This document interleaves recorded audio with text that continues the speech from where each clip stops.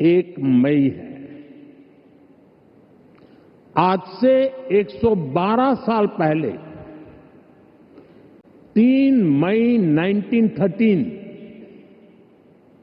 भारत में पहली feature film राजा Harishchandra release हुई थी।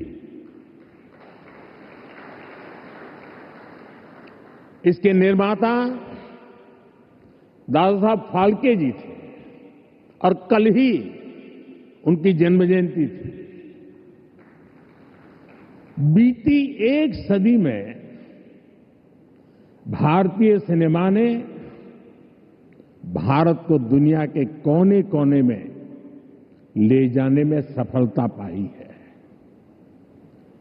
रूस में राज कपूर जी की लोकप्रियता, कान में सत्यजीत रे की पॉपुलैरिटी और ऑस्कर में RRR की सक्सेस में यही दिखता है।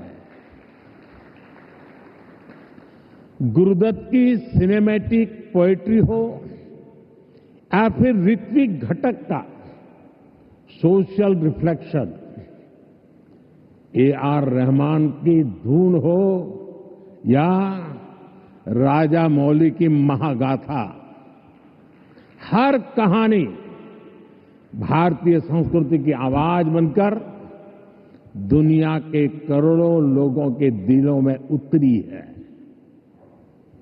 आज वेव्स के इस मंच पर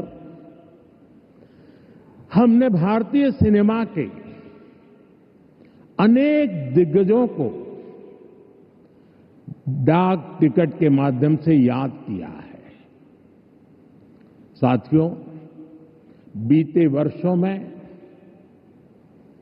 मैं कभी गेमिंग वर्ल्ड के लोगों से मिला हूं, कभी म्यूजिक की दुनिया के लोगों से मिला, फिल्म मेकर से मिला, कभी स्क्रीन पर चमकने वाले चेहरों से मिला।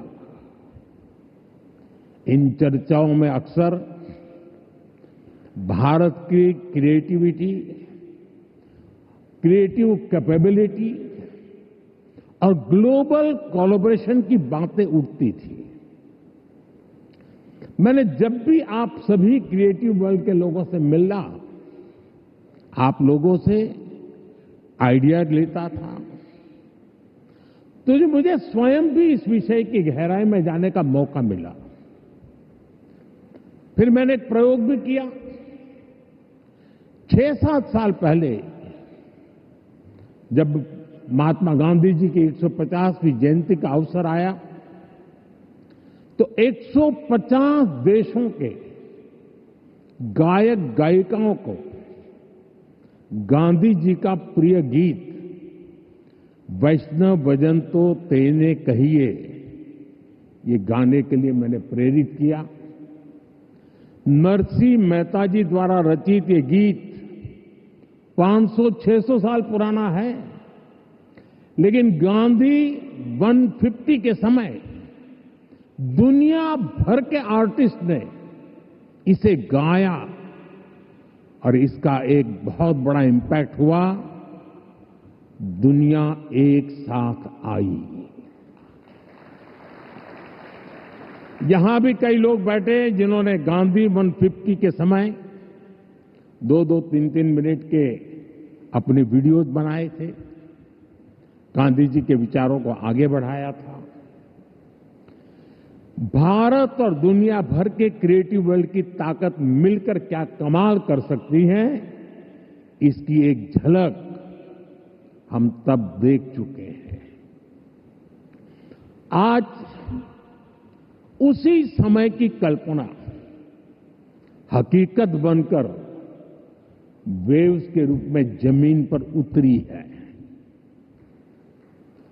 साथियों, जैसे नया सूरज उगते ही आकाश को रंग देता है, वैसे ही ये समीट अपने पहले पल से ही चमकने लगी है। Right from the first moment the summit is roaring with purpose. पहले एडिशन में ही वेव्स ने दुनिया का ध्यान अपनी तरफ खींच लिया है। हमारे एडवाइजरी बोर्ड से जुड़े सभी साथियों ने जो मेहनत की है वो आज यहां नजर आ रही है। आपने बीते दिनों में बड़े पैमाने पर क्रिएटर चैलेंज, क्रिएटोस्फीयर का अभियान चलाया। दुनिया के करीब 60 देशों से 1 लाख क्रिएटिव लोगों ने इसमें पार्टिसिपेट किया और 32 चैलेंजेस में 800 फाइनलिस्ट चुने गए हैं। मैं सभी फाइनलिस्ट को अनेक अनेक शुभकामनाएं देता हूं। आपको मौका मिला है दुनिया में छा जाने का, कुछ कर दिखाने का। साथियों, मुझे बताया गया है कि यहां आपने भारत पैवेलियन में बहुत कुछ नया रचा है, नया गढ़ा है। मैं इसे देखने के लिए भी बहुत उत्सुक हूं। मैं जरूर जाऊंगा। वेव्स बाजार का इनिशिएटिव भी बहुत इंटरेस्टिंग है। इसे नए क्रिएटर्स एनकरेज होंगे, वो नए बाजार से जुड़ पाएंगे। आर्ट की फील्ड में बायर्स और सेलर्स को कनेक्ट करने का ये आइडिया वाकई बहुत अच्छा है। साथियों, हम देखते हैं कि छोटे बच्चे के जीवन की शुरुआत जब बालक पैदा होता है तब से मां से उसका संबंध भी लोरी से शुरू होता है। मां से ही वो पहला स्वर सुनता है। उसको पहला स्वर संगीत से समझ आता है। एक मां जो एक बच्चे के सपने को बुनती है, वैसे ही क्रिएटिव वर्ल्ड के लोग एक युग के सपनों को पिरोते हैं। वेव्स का मकसद ऐसे ही लोगों को एक साथ लाने का है। साथियों, लाल किले से मैंने सबका प्रयास की बात कही है। आज मेरा ये विश्वास और पक्का हो गया है कि आप सभी का प्रयास आने वाले वर्षों में वेव्स को नई ऊंचाई देगा। मेरा इंडस्ट्री के साथियों से यह आग्रह बना रहेगा कि जैसे आपने पहली समिट की हैंड होल्डिंग की है, वो आगे भी जारी रखें। अभी तो वेव्स में कई तरह की खूबसूरत लहरें आनी बाकी है। भविष्य में वेव्स अवार्ड भी लॉन्च होने वाले हैं। ये आर्ट और क्रिएटिविटी की दुनिया में सबसे प्रतिष्ठित अवार्ड्स होने वाले हैं। हमें जुटे रहना है। हमें जग के मन को जीतना है, जन जन को जीतना है। साथियों, आज भारत दुनिया की 3rd लार्जेस्ट इकोनॉमी बनने की तरफ तेजी से आगे बढ़ रहा है।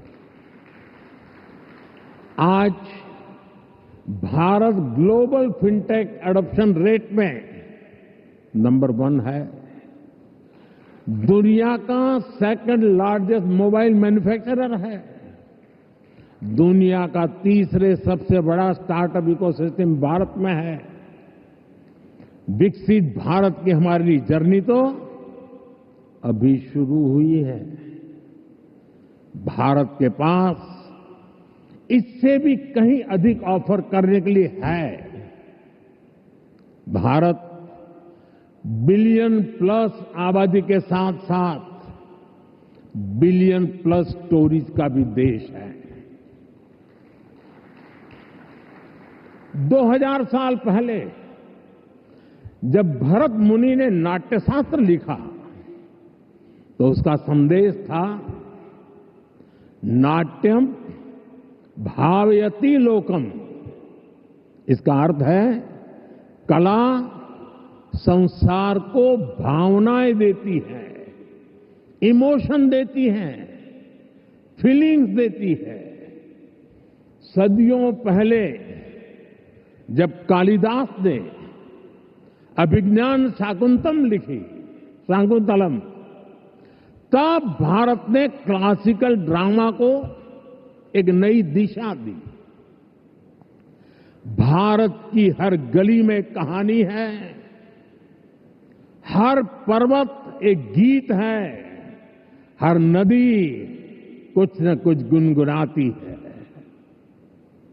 आप भारत के 6 लाख से ज्यादा गांवों में जाएंगे तो हर गांव का अपना एक फोक है, स्टोरी टेलिंग का अपना ही एक खास अंदाज है।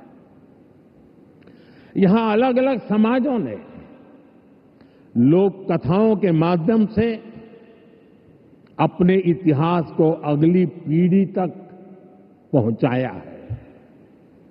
हमारे यहां संगीत भी एक साधना है। भजन हो, गजलें हो, क्लासिकल हो या कंटेम्पररी, हर सुर में एक कहानी है, हर ताल में एक आत्मा है। साथियों, हमारे यहां नाद ब्रह्म यानी साउंड ऑफ डिवाइन की कल्पना है। हमारे ईश्वर भी खुद को संगीत और नृत्य से अभिव्यक्त करते हैं। भगवान शिव का डमरू सृष्टि की पहली ध्वनि है। मां सरस्वती की वीणा विवेक और विद्या की लय है। श्री कृष्ण की बांसुरी प्रेम और सौंदर्य का अमर संदेश है। विष्णु जी का शंख ध्वनि सकारात्मक ऊर्जा का आह्वान है। इतना कुछ है हमारे पास। अभी यहां जो मन मोहने वाले सांस्कृतिक प्रस्तुति हुई, उसमें भी उसकी झलक दिखी है। और इसलिए ही मैं कहता हूं, यही समय है, सही समय है। ये create in India, create for the world का सही समय है। आज जब दुनिया स्टोरी टेलिंग के लिए नए तरीके ढूंढ रही है, तब भारत के पास हजारों वर्ष की अपनी कहानियों का खजाना है।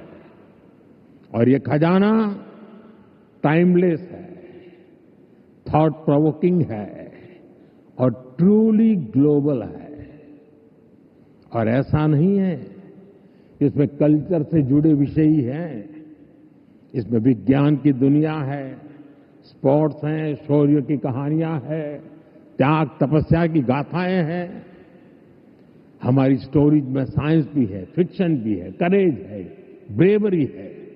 भारत के इस खजाने की बास्केट बहुत बड़ी है, बहुत विशाल है। इस खजाने को दुनिया के कोने कोने में ले जाना, आने वाली पीढ़ियों के सामने नए और इंटरेस्टिंग तरीके से रखना, ये वेव्स प्लेटफॉर्म की बड़ी जिम्मेदारी है। साथियों, आप में से ज्यादातर लोगों को पता है कि हमारे यहां पद्म अवार्ड आजादी के कुछ साल बाद ही शुरू हो गए थे। इतने सालों से ये अवार्ड दिए जा रहे हैं लेकिन हमने इन अवार्ड्स को पीपल्स पद्मा बना दिया। जो लोग देश के दूर दराज में कोने कोने में देश के लिए जी रहे हैं, समाज की सेवा कर रहे हैं, हमने उनकी पहचान की, उनको प्रतिष्ठा दी, तो पद्मा की परंपरा का स्वरूप ही बदल गया। अब पूरे देश ने खुले दिल से इसे मान्यता दी है। अब ये सिर्फ एक आयोजन का न होकर पूरे देश का उत्सव बन गया है। इसी तरह वेव्स भी है। वेव्स क्रिएटिव वर्ल्ड में, फिल्म में, म्यूजिक में, एनिमेशन में, गेमिंग में भारत के कोने कोने में जो टैलेंट है उसे एक प्लेटफॉर्म पर देगा तो दुनिया भी इसे अवश्य सराहेगी। साथियों, कंटेंट क्रिएशन में भारत की एक और विशेषता आपकी बहुत मदद करने वाली है। हम आनो भद्रः कर्तवो यंतु विश्वतः के विचार को मानने वाले हैं। इसका मतलब है चारों दिशाओं से हमारे पास शुभ विचार आए। ये हमारी सिविलाइजेशनल ओपननेस का प्रमाण है। इसी भाव के साथ पारसी यहां आए और आज भी पारसी कम्युनिटी बहुत गर्व के साथ भारत में थ्राइव कर रही है। यहां जूज आए और भारत के बनकर रह गए। दुनिया में हर समाज, हर देश की अपनी अपनी सिद्धियां हैं। इस आयोजन में यहां इतने सारे देशों के मंत्रीगण हैं, प्रतिनिधि हैं। उन देशों की अपनी सफलताएं हैं। दुनिया भर के विचारों को, आर्ट को वेलकम करना, उनको सम्मान देना, ये हमारे कल्चर की ताकत है। इसलिए हम मिलकर हर कल्चर की अलग अलग देशों की उपलब्धियों से जुड़ा बेहतरीन कंटेंट भी क्रिएट कर सकते हैं। ये ग्लोबल कनेक्ट के हमारे विजन को भी मजबूती देगा। साथियों, मैं आज दुनिया के लोगों को भी ये विश्वास दिलाना चाहता हूं, भारत के बाहर के जो क्रिएटिव वर्ल्ड के लोग हैं, उन्हें ये विश्वास दिलाना चाहता हूं कि आप जब भारत से जुड़ेंगे, जब आप भारत की कहानियों को जानेंगे, तो आपको ऐसी ऐसी स्टोरीज मिलेगी कि आपको लगेगा कि अरे, ये तो मेरे देश में भी होता है। आप भारत से बहुत नेचुरल कनेक्ट फील करेंगे। तब आपको क्रिएट इन इंडिया का हमारा मंत्र और सहज लगेगा। साथियों, ये भारत में ऑरेंज इकोनॉमी का उदय काल है। कंटेंट, क्रिएटिविटी और कल्चर, ये ऑरेंज इकोनॉमी की तीन धुरी है। इंडियन फिल्म्स की रीच अब दुनिया के कोने कोने तक पहुंच रही है। आज 100+ देशों में भारतीय फिल्में रिलीज होती है।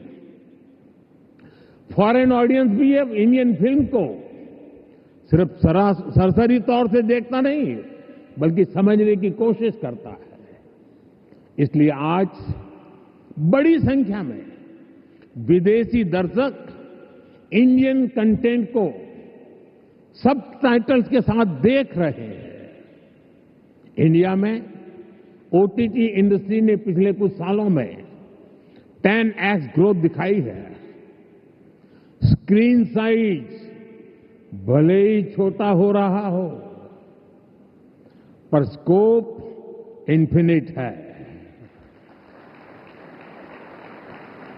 स्क्रीन माइक्रो होती जा रही है, पर मैसेज मेगा होता जा रहा है।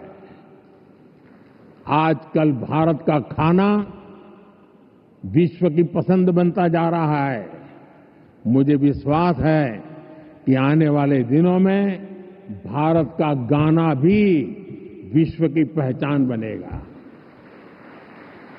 साथियों, भारत की क्रिएटिव इकोनॉमी आने वाले वर्षों में जीडीपी में अपना योगदान और बढ़ा सकती है। आज Bharat film production, digital content, gaming, fashion और म्यूजिक का ग्लोबल हब बन रहा है। लाइव कंसर्ट से जुड़ी इंडस्ट्री के लिए अनेक संभावनाएं हमारे सामने हैं। आज ग्लोबल एनिमेशन मार्केट का साइज $430 बिलियन से ज्यादा का है। अनुमान है कि अगले 10 सालों में ये डबल हो सकता है। ये भारत की एनिमेशन और ग्राफिक इंडस्ट्री के लिए बहुत बड़ा अवसर है।